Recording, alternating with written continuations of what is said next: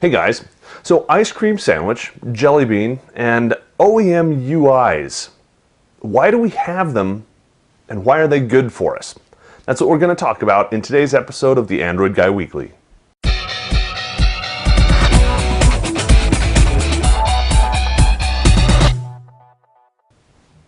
So a UI, or a user interface, is basically the design, the environment in which you do stuff on your phone or tablet. Now, it looks a little bit different from tablet to tablet. There are different themes and there are different launchers and apps and whatnot. It's really kind of confusing, but just know that it all just works. So why do we have these different things? Well, let's do some history first. Ice cream sandwich came along to really speed things up. It was an overhaul of the entire underpinnings of the device. Now, this was really important, and it helped bring Android essentially from Honeycomb, which was, like we said earlier, a necessary evil, up into a modern, smoother OS. Something that could be used on higher end hardware and really help propel Android past where it was and into where it will be. Ice cream sandwich was the refinement of that. It was really a good thing. Let's go all the way back to Cupcake.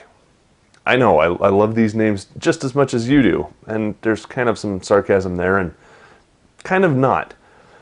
Cupcake, I think that was version 1.5. It was the initial Android that came out on the G1 long ago. It didn't look all that pretty. It did what it needed to do, but it didn't look good while it was doing it. It was kind of a drawback. Instead, what it had was something that no other OS had. It was open. It had the power of the open source development movement behind it. It was able to be customized. That's where things get different, but we'll come back to that. Let's talk about ice cream sandwich and Jelly Bean. We talked a little bit about why ice cream sandwich is and what it does, what it's doing, how it's really a good thing for us to have. Jelly Bean is the next version. Some people, we don't even know for sure that it's going to be called Jelly Bean. That's just what everybody kind of guesses, because J comes after I, and ice cream sandwich starts with I, and what other dessert would start with a J? If you know, let us know in the comments over at pocketnow.com. But Jelly Bean, we also suspect, is going to be Android version 5.0. Some of us, though, aren't so sure. Yours truly. I think it may be Android version 4.1, maybe 4.2. Why is that? We've heard some rumors that Jelly Bean, which is what we're going to call it for this video, isn't really that much of an improvement, per se, over ice cream sandwich. It's an incremental improvement rather than a huge leap. It's probably going to look a little bit different, but there's probably going to be a lot more stuff happening behind the scenes. Some more APIs may be open to us. There may be some more support for newer processors, graphics processors and whatnot, and overall tweaks. Everything that they've learned up to this point, they're going to include in Jelly Bean. Now again, probably going to look a little bit different, but not too much. And that gets us to really the meat of what we're talking about. Why do we have all of these different things to make Android look different? So why do we need all of these different flavors, if you will, and if you'll pardon the pun?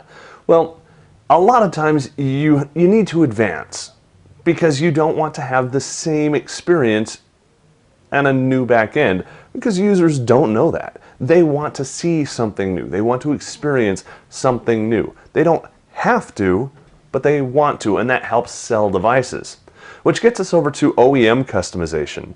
People like Motorola and Samsung and probably some others out there have customized Android so you're not using the stock Android experience. You've got a new launcher, you've got new apps that replace the core Android launcher and core Android apps. Now, do you have to do that as an OEM? Well, no, you don't have to. It just helps differentiate your product from somebody else's. So with that, we're going to shift gears just a little bit. We're going to talk about iOS and the iPhone. Okay? All of these devices essentially have the same OS.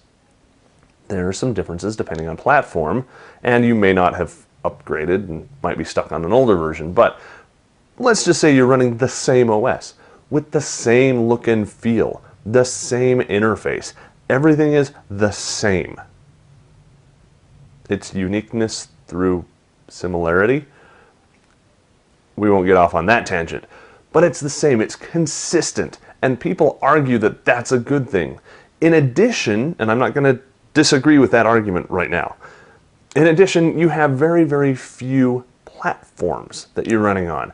That means the device itself, the footprint, the height, the width, the depth, it's all essentially the same. Now, of course, as you're iterating up through the various different devices, the iPhone 3 doesn't look the same as the iPhone 4, but the iPhone 4 is the iPhone 4. It's the same across. That makes things really, really, really convenient for accessory manufacturers, because now they can target the iPhone as a platform and only have to make one set of accessories for every generation of the phone. And not even that anymore. Android, on the other hand, is different. It's not the same, it's not uniform, it's not consistent. That is what a lot of people say is its biggest drawback. Well, I'm going to argue the other side of that and say that's its biggest strength. You see, people are different. I don't want the same things you want, and based on some of the comments that we've received in the past, you don't want a lot of the things that I want, and that's okay. You see, with Android, not only can you pick your carrier, but you can pick your device, you can pick your specifications. Essentially, you can pick your version of Android. You can pick what type of interface you want on it. And after the fact, if you don't like Moto Blur, if you don't like Sense, if you don't like TouchWiz UI, guess what? You can throw a third-party launcher onto your device, and essentially you've got a device that looks exactly like you want it, because you are the person that makes that decision. But things are different. That means OEMs can sell different products. It's not all the same thing. There are lots of competitors in the market. That's one of the reasons why Google is pushing out so many updates to the Android OS. All these different people are throwing in new stuff. A new processor, dual core, quad core, dodeca-core. You see, manufacturers are coming out with all kinds of different variations. Why? Because people like you and I want them. Some people might want a 720p HD screen. Some people may want a screen that's more visible in bright light than looks good inside with no light. Some people might want a keyboard on the device. Some people might want that keyboard to slide out. Some people might not like the Sense UI. Some people might not like Moto Blur. You see, because of Android and its open nature, people, OEMs and carriers, can make different devices that fit different types of people. And then different types of people come in and adopt Android. Why? Because it's not all the same. It does what they want it to do. It looks like they want it to do. So why do we have all of these different options? Why is there so much differentiation? Because we're all different. Android is really the only operating system that allows for that pure freedom and flexibility to adapt to all of those differences between us out there. Now, Windows Mobile, that's kind of the halfway point. I said Windows Mobile, but I really mean Windows Phone. It's a hard habit to break, guys. It's halfway.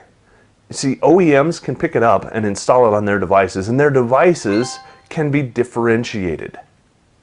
But they can't customize it as much as Android. So we might see Windows Phone really take off and accelerate because it's got kind of the halfway between Android, which is anything you want and everything you want, and iPhone, which is only what they say. Well, Windows Phone is somewhere in the middle. I don't know if they realize the strength that they have in that position just yet. We'll have to wait and see. In the meantime, I'm going to stick with Android. If you want to choose a different OS, that's fine because you and I are different. If you like this video, go ahead and give it a big thumbs up. If you want to comment on it, please head over to the new version of PocketNow.com. Put your comments over there. We're going to try and drive commenting on the article itself. I will have a link, if you're watching this on our YouTube channel, to the article down below. So just scroll down there and click on the link. I'll make it super easy for you. For Pocket Now and the Android Guy Weekly, I'm Joe Levi.